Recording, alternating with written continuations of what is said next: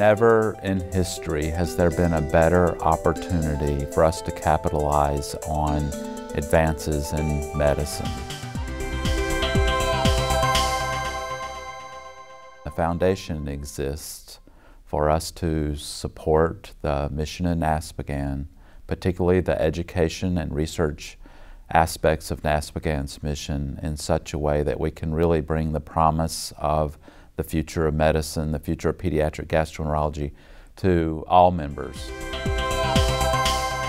Our focus with our flexibility has been able to create an award structure so that every member of our organization, practitioners, nurse practitioners, young investigators, all could benefit from the grants program. You can have a passion and a dream based on something, but you really need the funding and the support in order to be able to do that. We need a pipeline of talent into our profession to take us to the next level with regards to patient care and practice of evidence-based medicine. So what better way than to award research grants to the talented young faculty in our institutions. The support I've received from the NASPGHAN Foundation has not only helped me discover new potential causes for Crohn's disease, but has also given me the time to run preclinical trials. It allowed me to invest in my own effort and build on that to get a NIH grant, which has kept me and my lab running the last 5 years. So I think without the George Ferry Award, I wouldn't be doing what I was doing right now. And collectively, we've awarded more than 40 grants to junior faculty primarily, although some senior, very innovative and senior faculty as well. In total, more than $5 million over about 13 years. Receiving that grant for me was huge.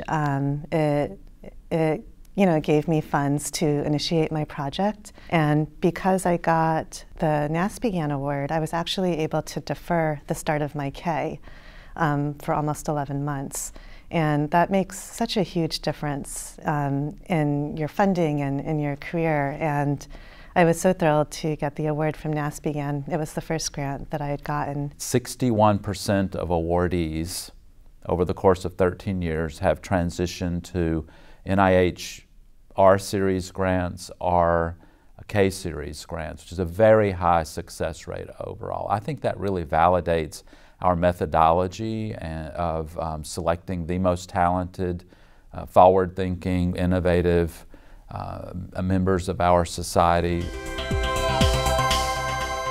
Really what's important to me as a private practitioner is that the science is being used for a good purpose.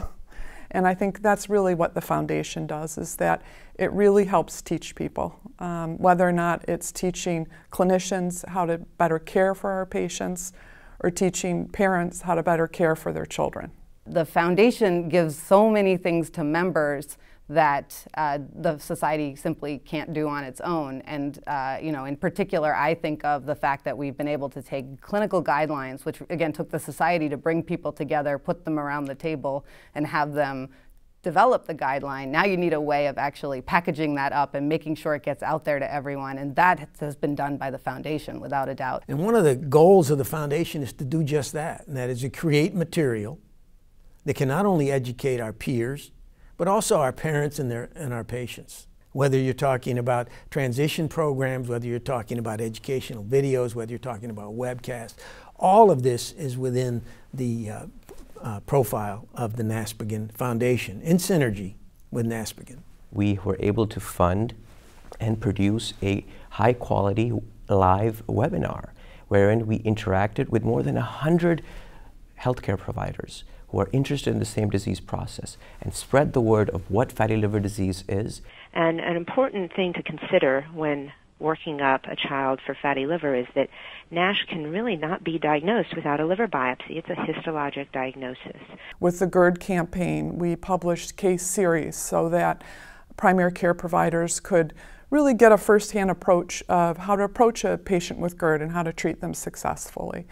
And we also provided educational materials for their offices, which I still use to this day, and my patients love it. Listening to the podcasts has been great for my team members. And that means our nurses, our social workers. By the time young adults begin receiving care in the adult world, it's generally assumed that they have developed the skills necessary to manage their own care independently. They're broadly applicable to all sort of healthcare providers who are looking after teens, young people with inflammatory bowel disease. We've built an enteral nutrition slide set, parental nutrition slide set, in addition to the recently broken ground N2U course that has clearly laid the framework for what I think will be a very exciting way for us to build the quality of nutrition education and nutrition care that will greatly impact on the lives of our members and their families and the patients they take care of. I'm very proud of the work that was done on the IBDU website.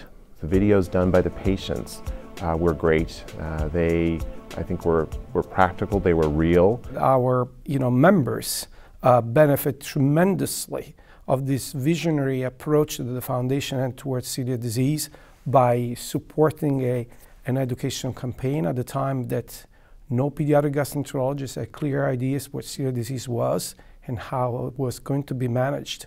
We know celiac disease is actually the most common genetically induced food intolerance worldwide. Hard to believe now, but only a few years ago, that's where we were.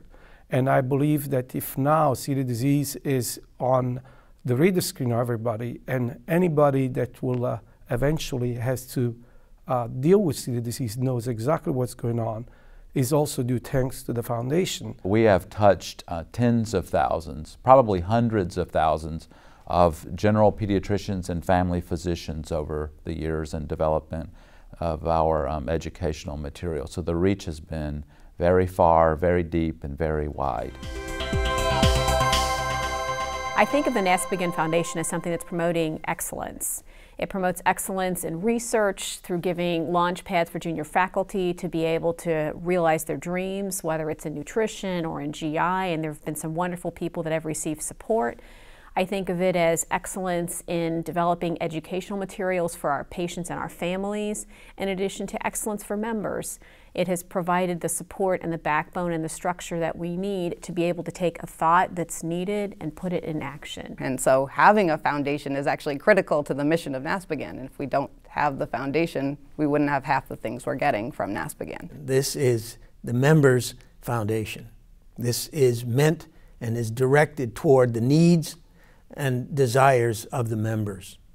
And the foundation will do its best to gather the resources, the content, so that our members can benefit, whether it be to improve their research, to improve their patient care, or to improve the quality of life of their patients, which is what it's really all about.